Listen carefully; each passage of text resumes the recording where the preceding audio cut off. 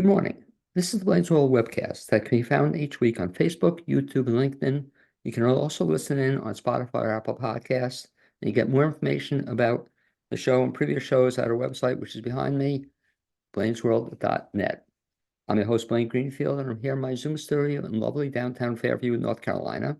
I'm speaking each week with different people who are involved in the arts, other cool things happening in North Carolina. And toward that end, it's my pleasure to introduce Michelle Newman, theater producer of Shakespeare and Friends, for being my guest today. Michelle, thanks for joining me. Thank you for having me. Okay, and you can wave to all your fans and friends who are watching this. So that is Michelle Newman with a great smile. Michelle is a producer, director, and actress with theater groups across the Carolinas. Her work has been focused lately on the Tryon-based Shakespeare and Friends Theater Company, which she co-founded in 2019. And Michelle, before we talk about the company itself, I would just like to find out the first time I speak to somebody how they got involved in theater. So, is this something you've done all your life, or when did you start? It is. Actually, my earliest memory is being on a stage. I was, about 3 years old for a little pageant, and it's continued ever since. Grew up around the stage, had a mom who really supported creative endeavors, and then continued with it through high school and college, and then have worked with a number of companies all around the upstate of South Carolina and Western North Carolina. And so the question I'll ask you, you mentioned as a 3-year-old, do you remember the very first play you were ever in? Would have been, some like church musical. I did those all through growing up. But then my first Broadway type musical was Guys and Dolls in 10th grade. Okay. The reason I asked that, I'm going to share a fundraising idea for you for Shakespeare and Mhm. Friends. And I don't know if you've heard it, I've shared it with other people, but I think some group should do this, and I'll even help you folks with it. But get everybody to do their very first number they ever did, so that, it could be a church number or something you did as a little kid. But wouldn't that be cool if you recreated your very first role? So I don't know if your mom or anybody ever took a video of that, or do you have videos of your earlier shows? Oh, I'm sure. Yeah, but wouldn't that be fun though, that you get a chance to create what you did as a 3-year-old or a little bit later? So the first one you remember though, the first theatrical role was Guys and Dolls. Were you in the chorus in that, or what was your role I in that? was. I was one of the hot box dancers in the background. But great first role, first show, isn't it a fun show? It was a It's just great. it was, and so many great roles in that. So after that, you continued in high school. What were some of the other plays you were in, high school or college? Your favorites? I did a lot during college. That's really where I started directing and getting behind the scenes in college. So we had went to Congress College in Spartanburg, and so we had a really active theater department and had a lot of autonomy as the theater department. We had a student organization called Palmetto Players, and we would do original works that we would stage on campus. So that's where I first got kind of the taste of creating and producing an entire show. So that was fun. We did um, it was peak Twilight at that time, so we did a lot of vampire plays around Halloween, which was really fun. And actually, my first full-length play that I ever wrote and directed was a interactive piece that we staged in one of the big antebellum houses on campus. So the audience moved through, and it was a bunch of dolls in this like haunted house experience. So it was super How, fun. cool. How many plays have you written? Um, Full length three, and then I've done a lot of one act plays in the area. I haven't had as many produced as I would like, so that's kind of what we're exploring now with Shakespeare and Friends. And the question I always ask of actors, especially who turn to directing, is do you have a preference as to acting or directing? I really, I love both, but I really enjoy producing and partnering with a strong director, a great stage manager, all the talented actors, and kind of having that 360-degree view of what needs to happen to make a show come to life. And do you, in those same shows, do you like acting in them as well, or do you? That's funny. I have found I really struggle to act and direct or act and do tech work at the same time. It lives in a very different place in my brain, I think. So we did Doll's House a couple years ago, and I got to play Nora, which was absolutely one of my bucket list roles. I love playing Nora, but as a company founder, I'd also try and wear a hat, the multiple hats every now and then, and do something with lights or marketing, and it would totally ruin me for that rehearsal to play the part. So it's interesting, but I cannot do both at the same time. It's funny, I ask a lot of actors the same question who direct as well. And oftentimes they say direct, but they don't tell me the truth, Michelle. Because the truth is they don't have to memorize the lines that way. So, you know, even That's though fair. even though as a director, you're also probably involved in memorizing lines. Now, has that ever happened to you? Have you ever been directing a play or been behind the scenes and then have to jump in at the last minute? Somebody gets sick or somebody doesn't show. Have you had to do that? I have. I've gone on script in hand for a couple productions. Most notable was one time as Horatio, which big part to dive into. But it was actually was super fun because my sister was actually playing Hamlet in the production. We had a female Hamlet. She had gone through the run as so to jump in the role as Horatio and have that relationship unexpectedly was really cool. It must be also kind of neat to be in a play with your sister as well, was it? Yeah, it was. We worked together on a number of our Shakespeare and Friends productions, but that was the first time we had shared the stage together in a while. And the fact that it was unexpected for all of us, audience included, just added that extra level to it. And so the thing that always impressed me with you in terms of what I read about you is the fact that we mentioned the name of the company. It's Shakespeare and Friends. Talk a little bit about that. When did it start? So I would say it got started because of John Lennon and a snowstorm. So I have worked around the Tryon community for about 10 years now and connected with a New York transplant named Catherine Gillette. She's a phenomenally accomplished playwright. She has stuff going up in New York all the time. And she was working with John Lennon's trial lawyer from the Okay. 1970s. Jay Bergen. He lives down in Saluda. And he represented John Lennon in a case with a mobster back in the 70s who was selling bootleg John Lennon records. And he had all this fascinating history. It's like an annotated version of 1970s rock and roll culture. So he's got this fabulous story, and Catherine helped him craft it into a multimedia production. So we started working together on that at the Tryon Fine Arts Center down here is where it originated. I did all of the tech and helped them prepare the videos, and Catherine helped Jay craft the narrative and turn it into a really, really fun evening. And so we started at the Tryon Fine Arts Center, and then we went to the Peace Center in Greenville and did a couple productions. And then we got to go up to the 92nd Street Y in New York City and do the production, which was super cool. He had some of the characters from the story, the people we'd worked with in 1970s came and saw it. So that was super fun. Yoko Ono didn't show up for it, but Was John Lennon in the show? he was he featured prominently, Right. with all the videos and the pictures. But no Boy, you other. have any interest in that. When was the last time that was done locally? Jay is still doing the presentation pretty regularly. He was most recently at the Linear Library, I believe, down in Tryon. He's written and published a book that tells the story now, so it's really, really fascinating. And it's Lennon, the Lawyer, and the Mobster is the name of the piece. But he's taken it all over and just has all these fascinating anecdotes. So we brought that to life in New York City, and it came to the end of the week production up there, and there was as is wont to do, a terrible snowstorm, and Catherine and I both had to be back in Tryon for different work reasons on that Monday afterwards. So we drove down after all our flights were canceled. We rented a car and drove the entire 13 hours back. Sure. Yeah. Talked theater and made plans. And this was back in February 2019, and thought, why not do our own theater company down around Tryon? Because we both have, an interest in really good writing and really good stories. And so by the end of that 13-hour car ride, we had come up with the idea for Shakespeare and Friends and started producing that summer. But let me ask you then, it's curious, you came up with the idea with Shakespeare and Friends. So why Shakespeare, as opposed to just anything other than Shakespeare?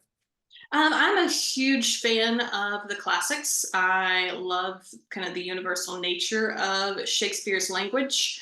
So that was where it started, just I'm a nerd and really love Shakespeare. And Catherine is super well plugged into kind of the cutting edge of playwrights. She's working with a lot of new playwrights, has a great finger on the pulse for what's coming out now. So that's kind of bridging the gap between the classics and the new modern works. And what I love is that we found we're telling the same stories. We're using classic scripts to tell really modern stories. So where we've ended up is doing a lot of adaptations, either of our own work or kind of remixing Shakespeare and other classic plays to tell stories that are as resonant as possible. And I guess that's you have the flexibility when you call it Shakespeare and Friends, so you're not locked Yes. into, something specifically. So your first show then several years ago, what was the first one you So put we up? started in summer of 2019. We did Midsummer Night's Dream and Our Town by Thornton Wilder. 2 weekends of both of those. And we did them out in Rogers Park, which is just a lovely outdoor venue here in Tryon, surrounded by trees. A little more like intimate than maybe like the Montford ones. It's really small and very wooded. So it's lovely for something like a Midsummer and in Our Town. We had a blast doing those in June of 2019. And then that December, we did an outdoor production of A Christmas Carol. And Andy Millard, who's a local actor and volunteer, teacher, does all sorts of things. He came on as my for that play.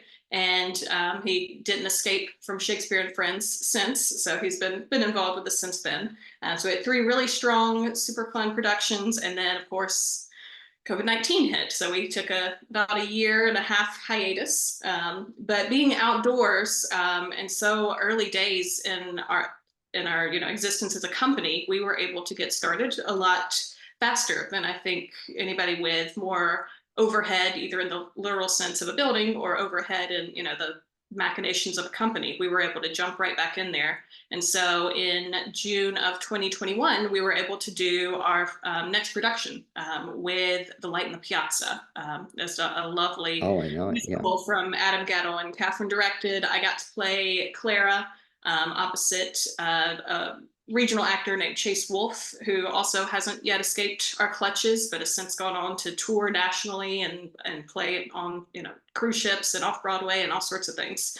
So that was our next thrust back into it, and we've When been going ever when you, since. when you did that one, was that the musical version or the play? The musical.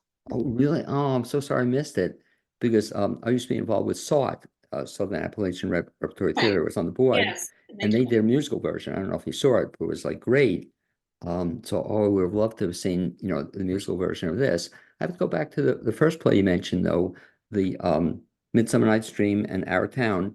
Was this one of those ones where you combined the two together into one play? That'd be interesting. But no, these were these were just as written for our town and just a shortened adaptation of Midsummer Night's Dream. I forgot. I saw some theater company did that recently, where they took two plays and put them together. It's kind of a fun thing to do. So that would have been a bit of a stretch. But Light in the Piazza. So now these productions, are you now in a theater or are they all outside? So we are still indoors, outdoors, everywhere. If you have an empty space, we might put a show in it. Keep an eye on us. So we are the phrase we've decided we like for ourselves is peripatetic. We are wandering all over doing good theater. We're based in Tryon and Polk County, but we've done shows everywhere from the park. My most recent production was an adaptation of Julius Caesar called The Ides that was set in a modern warehouse. And so we did that actually in a farmer's market venue in Landrum, South Carolina. So it looked like you were in the giant warehouse with the roll-up doors and everything. I'm so sorry I missed the play. It was right before then, but you did another play I was so impressed with that you were all over, like traveling. You did some in Asheville, you did some in Asheville. You did what was that play? So we took the Ides up to Asheville as Right. well. We did Hamlet here in Asheville and down in Spartanburg at a space associated with their Chapman Cultural Center. And then when we did Doll's House, we did Doll's that House. Yeah. in Saluda. And we actually did one version of that in the Orchard Inn, which is this lovely home. So it felt like you were in the home with Nora and Torvald. And then we also did a version in Attic Salt for Oh, doll yeah, sales. that's the one. I'm sorry. I'm sorry. Something came up. I missed it, but it's right in my backyard. So at Exalt, you did it as well. Do you have a preference in terms of performing or even producing outdoors or indoors? Do you have a preference? It depends on the piece. I love our park down in Tryon, Rogers Park. It's so lovely, but outdoor theater does have its challenges. We have to, it's kind of like you have to load in and strike every day with that one. You can't leave Right. your lights or costumes or set or anything. So that becomes an issue.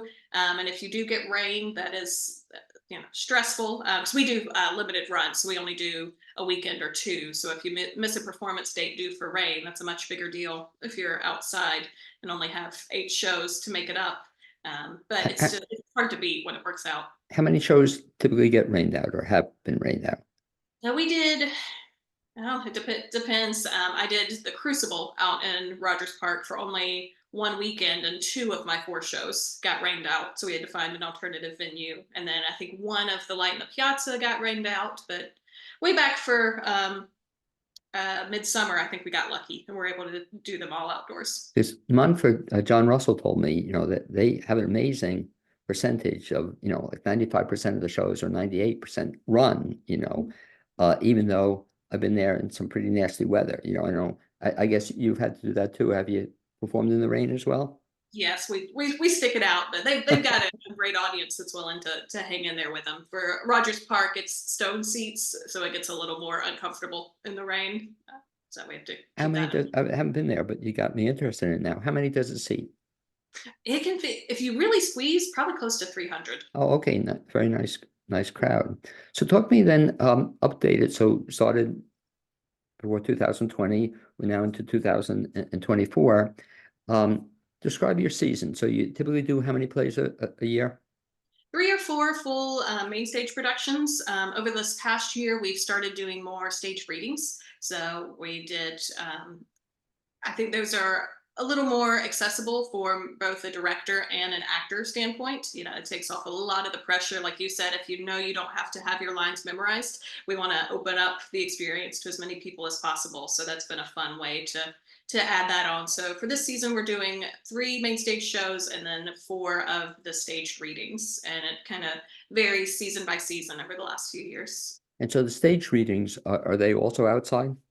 Those are indoors. We've Indoors? got a couple of different venues around Tryon. Primarily is the Historic Depot right in downtown. It's kind of overlooking downtown. It was, late 1800s, and it's got a meeting room in there that we use for our meetings.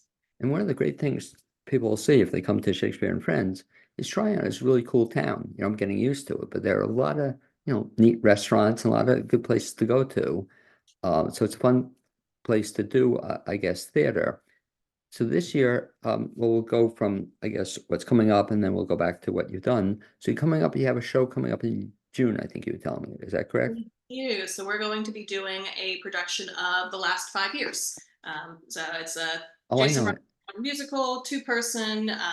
It's an interesting one. It tells the story of this relationship between the couple, and the girl is telling her story backwards. So it plays with the element of time and connection. So it's going to be a cool piece, and we're actually doing that one with the Tryon Fine Arts Center. They've got a new performance space called the Pavilion. And we're going to be the first fully staged musical to be down there. So we're really excited about that partnership and going into their space. Is that outside or inside? Indoors, Very indoors. exciting. Okay. Air So conditioned, comfy seats. really, wow. To talk about that, I know the musical. I saw it a couple of years ago. I think maybe I saw it twice. A two-person thing. Have you cast it already? We have. So that one is actually going to include Chase Wolf, who started Okay. with Catherine and I way back in Light in the Piazza, and a woman named Bethany McDonald. And both of them are actually on tour with the national tour of Pretty Woman right now. So they're going from this phenomenal national tour that's playing all over, selling out all these shows, and then Chase is from Spartanburg, so he's kind of coming back home to do this musical with us. It just happens to work out in a break for them, so we're super excited. And the musical then, so are they doing pre-recorded track or you have live music? What are you going to have on that? This one will be tracks. Okay. tracks that they're singing along to. And I think Chase has done the musical before, so he knows the story very well. And Catherine is directing this one. Okay, very interesting musical too. So I encourage people to see that and talk about the process then of seeing a show. Is that on your website? Do they and they get tickets in advance, or how do they do that? It is. So we've got Shakespeare-friends.com, and it has the ticket link and what's coming up for us. So you can get tickets there. And we also have lots of stuff at Shakespeare and Friends on Facebook and Instagram. Okay, so even so, the outdoor stuff too, the same way they get tickets online. Right, tickets in advance, and we also offer at the door. Okay, And when it is Rogers Park and we're outdoor, there's more flexibility. But this one, especially being in the pavilion, it's limited seating, so encourage early tickets for it. What's the seating capacity? 60. Okay, yeah, definitely. And it's really cool show to be doing. So it's exciting you telling me this because again, I have to remember Shakespeare and Friends. So you do have the okay to do other stuff than, Right. just pure Shakespeare. So after this play coming up in June, what's after that? So then we'll have a couple stage readings over the summer. We're going to do Amy Herzog's 4,000 Miles. Mary Ann Carruth, who is another one of our board members and is the executive director of the Tryon Fine Arts Center, is going to direct that one. I think she's already cast, and actually, I'm not super familiar with that piece. I haven't read it, just seen the summary, so I'm really looking forward to that one. Amy Herzog's done some neat things, so I want to see what she's done with this And one. the stage reading on that one, where will that be? That will be at the Tryon Depot room, so it'll be, Okay. um, and they're all, Tryon's a very tiny town, so everything's within a block of each other, so that makes it nice. And so after that, is there one more play for the season? There is, so we're going to do Arms and the Man. So Okay. Andy Millard, another board member that I mentioned, didn't escape our clutches, is going to be putting that one up in October of this year, the Shaw piece. Yeah, certainly ambitious. And what I'm impressed with that piece, I don't think I've ever seen it. You're doing stuff to your credit that isn't done, which is kind of nice everywhere else, So That's the goal for sure. because of the short piece, especially, I'm kind of looking forward to that. And so that'll be a full stage production. Yes, Arms of the Man will be full stage production. Andy's he's already cast for that one, and that will actually be outdoors in Rogers Park as well. So it should be a really lovely evening. It's funny you mentioned not being beholden to Shakespeare. Right. Shaw was famously Oh, anti-Shakespeare, and really? I so didn't know that. they can So, find it out. okay. That'd be a cute play too, wouldn't it? Absolutely. Have you ever written a play? I have, Okay. Well, and you just gave yourself a great idea. Wouldn't that be a fun play to have the two of them, discuss battling it out, I like that. Shaw Yeah. versus Shakespeare. I think that'd be kind of a cute idea. So the full season, talk about the process then in terms of choosing play. So you already have this season set up. I guess knowing you probably already working toward the next season as well. We are, and we're being, it's interesting. I feel like folks are announcing their seasons and casting earlier and earlier now. It There's seems so that, many yeah. theater groups that are going up. So we've started talking about 2025. The one that we've selected so far is another musical, also by Adam Gettle, that did The Light in the Piazza, called Floyd Collins, Don't know that it. we're going to do in April. And it's again, rarely done, not super well known, but the ones that do know it adore the musical.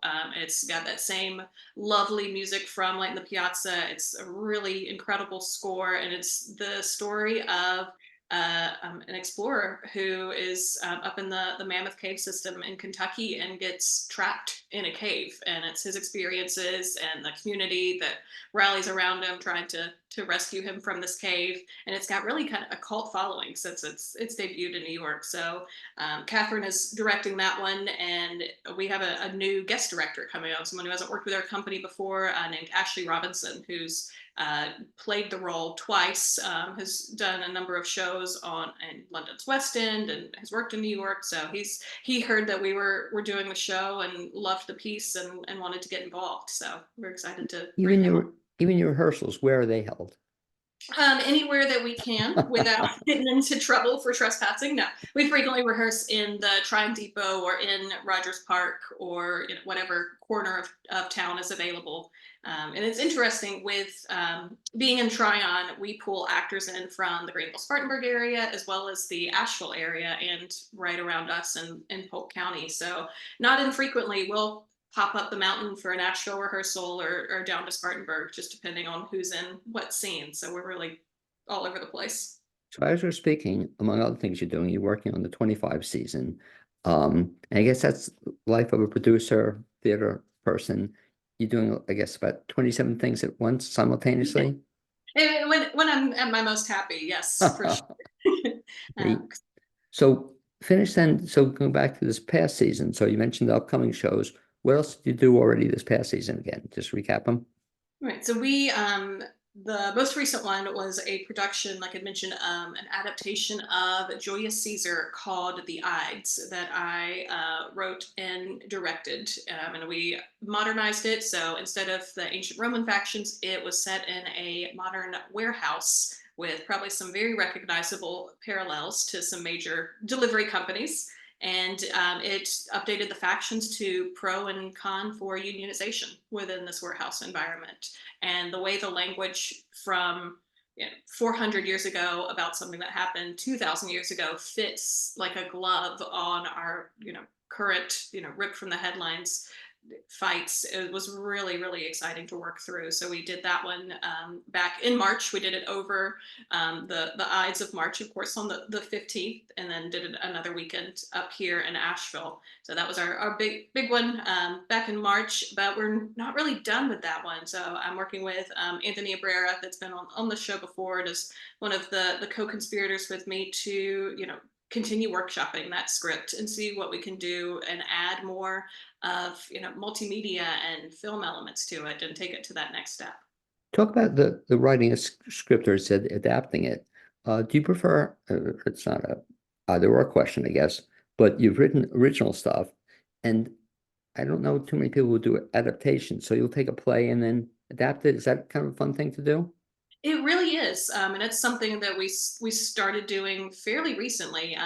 Anthony adapted and directed Hamlet for us last year, so that was kind of the start of really getting into these adaptations, and we found so much material to work with. I've been in a deep dive on Richard II for the last few days and saying what modern parallels or what we could do with that story. But that's the really fun thing about Shakespeare is it's so universally applicable to all of these different situations that you can take that language and layer it on top of different situations and cut the lines and we're all bets are off with us when we're adapting these plays. So a line from Brutus may go to Cassius, or Portia and Julius Caesar may switch lines. So we're having a lot of fun of remixing it. Anything that's true to an appealing story is on the table for us. So that's been really engaging.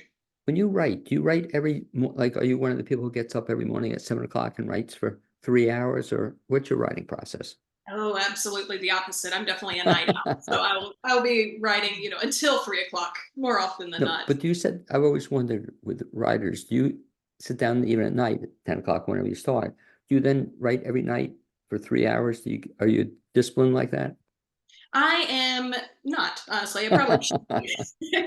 And I'm really, really trying to get more into a system of writing every day. And I've set myself the goal over the summer of reading every play in Shakespeare's canon because there's a lot that I haven't read before. So, especially the histories, I am not super well versed in all the Henrys. So I'm diving into those. So trying to set aside time every day to read a little, write a little, and see what happens at the end of the summer. Talk about if folks want to get involved with Shakespeare and Friends. I assume you're looking to have members of the community join in different kinds of things. Always. So we hold auditions for each of our shows. Again, they're starting to come earlier and earlier, but we also offer the stage readings. So that's a shorter commitment. We do those, maybe a month ahead of time. So that's a good way to get in, especially if you've never acted before. One of my favorite things that we've done is in a number of our shows, we've had people on that stage who have never done anything theatrical before, like not a sheep number one in the childhood pageant, nothing. And we start with here's stage right, here's stage left. Have you met Shakespeare? And within a couple months they're on stage with the group. So we love to have newcomers, and then people of all levels of experience that are have done dozens or hundreds of shows. Now, you mentioned stage readings. Have any of the folks been in stage readings and then eventually graduated to a full production? Well, we don't necessarily start folks off with the stage reading. It's Right. very much what role is available. So this last one, I took a role, Anthony took a role, Marianne took a role, and then for some of our readings, we've had, that is the first time people are encountering the Shakespeare and Friends company, but it's very very loosey goosey. So if the actor's right for the part or is interested in working with us, we definitely want to get folks in there.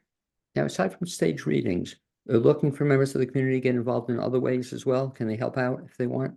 Absolutely. So always looking for solid actors, and then technicians is a huge need for us and everybody else. So if you have an interest in lights and sound, we're doing more with projections and film right now. So I love bringing in different areas of talent and seeing what we can do with it. And so again, back to if somebody is interested in Shakespeare and Friends, we talked about they can find out about upcoming shows and casting, stuff like that. They can also volunteer or sign up to get in touch with you. How do they do that? Absolutely. Same thing? Same thing. We've got the contact form on our website, and our email address is there. So it's shakespeare-friends.com. And then it's got emails and Facebooks and all the good stuff. Moving forward, I'll kind of ask you a question you alluded to earlier, but is there anything on your bucket list? Either I'll mention two ways, one being producing and or acting in. Do you have anything you really want to do? Um, to just keep discovering new projects. One of the things I am trying to do is work with more companies, because over the last 5 years I've been really heavily involved in Shakespeare and Friends, of course. But now we've got such a good group that's working with us. I want to spend more time working with other theaters in the areas and beyond, seeing how they're doing it. So this very recently just joined on with Asheville Musical Theater to stage Okay, manage their production of Spring Awakening in September. So I'm super excited about that. And then I kind of just want to reintroduce myself to a lot of the upstate and Western North Carolina theater groups. now when you mentioned, I'm looking forward to it, Asheville Music Theater, will that also be produced in the Trian area as well, or will you?